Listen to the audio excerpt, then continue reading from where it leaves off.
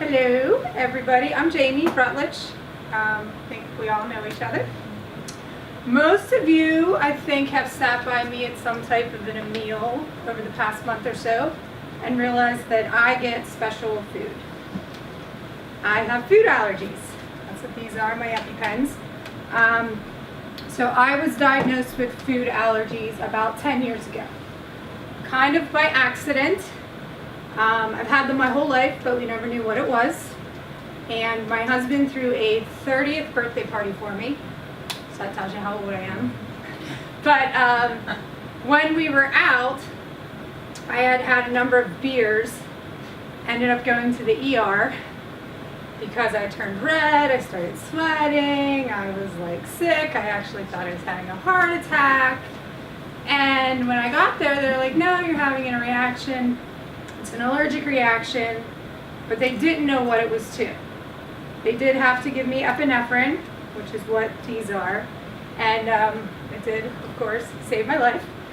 But after that point, I kind of had to figure out like what's going on, what's causing it, because clearly every time I drank a beer, I didn't want to end up in the ER. Went to a number of doctors. Nobody could actually pinpoint it for a long time. And then I went to see an immunologist.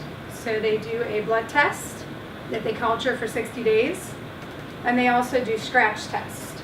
I don't know if anyone in here has seasonal allergies, environmental allergies, they ever got a scratch test. But the physician that I went to on the scratch test tested 67 environmental allergens out there. So grass, pollen, bees, trees. Of the 67 things they tested, I was not allergic to maple trees. Wow. That must be Canadian. Yes. So, I mean, that was like a huge red flag that something was going on.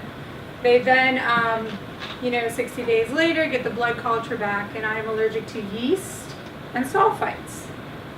Well, if you think of the two things and look at any label when you're in a grocery store, you're going to see pretty much yeast or sulfites, or both, in everything out there. So it's been a huge journey over the past 10 years trying to figure out how to live and eat in the environment that I'm completely allergic to. At one time, one of the doctors told me I was like the boy in the bubble. You guys older especially probably remember the stories of the boy in the bubble, that I should be in that bubble. I was a test case for him. He's written papers on me. I am like the atypical allergy person. I'm fair-skinned, I'm blonde-haired, I have light eyes, I have all the environmental stuff, I have asthma, so then this all plays into the food allergy aspect. He's like, normally I don't get a dark-skinned person with food allergies. Normally I don't get someone who doesn't have asthma with food allergies. Normally, if you don't have seasonal allergies, you're not going to have a food allergy. I kind of got all of it. Win-win. So with this food allergy and learning to live again, and we had to kind of revert back to what you would do for a baby.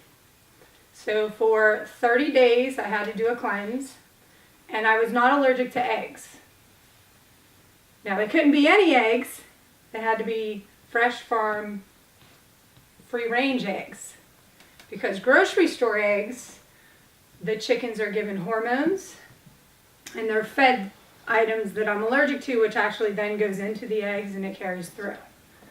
So we found a friend with a farm who had eggs and supplied me with eggs, and I ate about a dozen eggs every single day for 30 days. Ugh. It was the best diet ever. I lost like 40 pounds. I'm in. So then after the 30 days of nothing but eggs and water itself you have to watch because bottled water has preservatives in it. So there's 2 name brands I've found so far of a bottled water that I can actually drink because a lot of bottled water add things to preserve them, to make them taste better. So I can't even drink a lot of bottled water. Tap water is usually pretty safe. So yeah, we did the eggs and water for 30 days and then added one food. And I had one, is that my whole thing?